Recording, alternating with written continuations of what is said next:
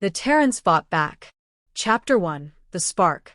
The Atar Imperium had ruled the galaxy for millennia, their influence spanning thousands of systems and countless species. They claimed to bring order, prosperity, and peace, but the reality was far darker. Their peace was enforced with an iron fist, their prosperity built on the backs of the enslaved, and their order maintained through fear. The Atar were technologically superior and militarily unstoppable, or so they believed. When humanity made its first tentative steps into the galaxy, the Imperium didn't see a threat. Humans were a young species, emerging from their war-torn cradle with ships that were laughably primitive compared to the sleek vessels of the Imperium. They expanded quickly, settling dozens of worlds within a century, but the Atar didn't care. Humanity was beneath their notice, until it wasn't. The spark came with the destruction of Nova Terra, humanity's first colony outside the Sol system. A Atar fleet appeared in orbit one quiet morning and issued no warning. There were no negotiations, no ultimatums, no offers of surrender. In a matter of hours, the planet was reduced to ash, its 3 million inhabitants annihilated. The Imperium issued a single message to Earth: "This is your place. Do not overstep it." Chapter 2: Unity Day. Humanity grieved, but grief quickly turned to rage.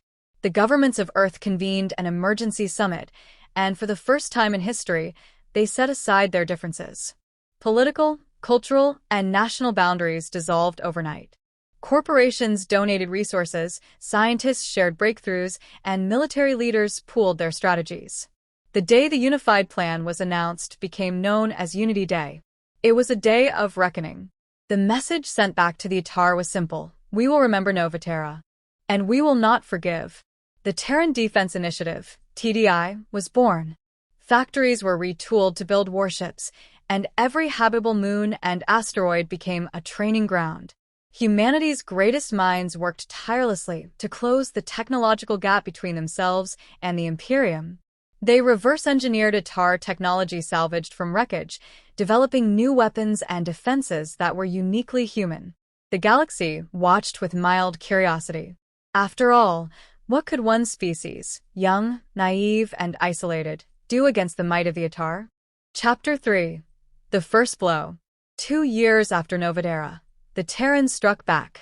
The Atar had established an outpost on the edge of human space, a staging ground for their next assault.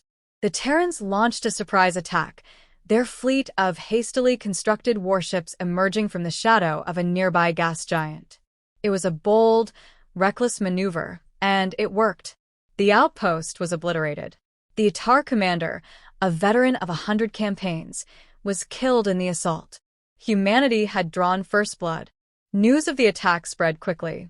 For the first time, the Atar took notice. Their arrogance was shaken.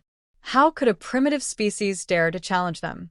The Imperium dispatched a larger fleet to crush the humans once and for all.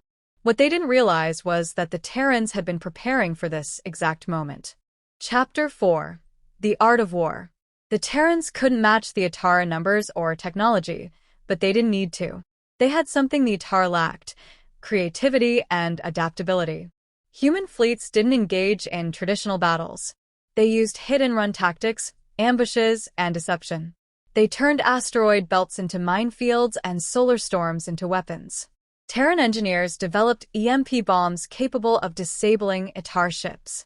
Their soldiers wore adaptive exosets that could withstand Atar plasma weapons. They hacked into Atar communication networks, spreading disinformation and turning the Imperium's own systems against them. The Atar were unprepared for this kind of warfare. They were used to overwhelming their enemies with superior firepower, not outthinking them. For the first time in centuries, the Imperium was on the defensive. Chapter 5: Fear and Fire. Captain Alina Vega of the Terran fleet became a symbol of humanity's resistance. A brilliant tactician and fearless leader, she led countless successful campaigns against the Atar. Her flagship, the Resolute, became a name whispered in fear across the galaxy. During the Battle of Endera, Vega's fleet faced off against a Atar armada twice its size. Using the gravity of a nearby black hole, she lured the Atar ships into a trap, destroying half their fleet in a single maneuver. As the Resolute emerged victorious, Vega sent a message to the Atar commander. Do you feel it yet? That sinking feeling in your chest? That's fear. We've felt it too long. Now it's your turn. Chapter 6. The Rebellion Spreads. Humanity's fight against the Atar inspired other species across the galaxy. For centuries, countless worlds had suffered under the Imperium's rule, but they had never dared to resist. The Terrans changed that. Rebellions flared up on dozens of worlds. The Atar found themselves stretched thin, fighting on multiple fronts. Formerly loyal species began to question their allegiance. The galaxy was waking up, and the Imperium was losing control. Humanity didn't fight alone. They forged alliances with other oppressed species, sharing their technology and tactics. The Terrans weren't just fighting for their own survival, they were fighting for freedom across the galaxy. Chapter 7. The Final Stand. The war reached its climax at the Battle of Atar Prime, the capital of the Imperium. The Terran fleet, now bolstered by their allies, launched a daring assault on the heart of the Atar Empire. It was a suicide mission on paper, but humanity had long since stopped caring about the odds. The battle was fierce, with losses on both sides. The Atar deployed their most advanced weapons, but the Terrans were relentless. They fought with the desperation of a species that had everything to lose, and the determination of a species that refused to be broken. As the Terran forces stormed the capital, the Atar leaders made a final, desperate plea for negotiation. They demanded to know why humanity refused to submit. Captain Vega stood before the Atar High Council, her armor scorched and her eyes blazing. Because submission isn't in our nature, she said. You picked the wrong species to underestimate. Chapter 8. A New Dawn. The Atar Imperium surrendered unconditionally. The war was over, but the galaxy had been forever changed. Humanity emerged as a new power, not through conquest, but through resilience and unity. They became a beacon of hope for the oppressed and a warning to those who sought to dominate. The Terrans didn't claim the spoils of war. Instead, they worked to rebuild the galaxy, forging a new era of cooperation and freedom.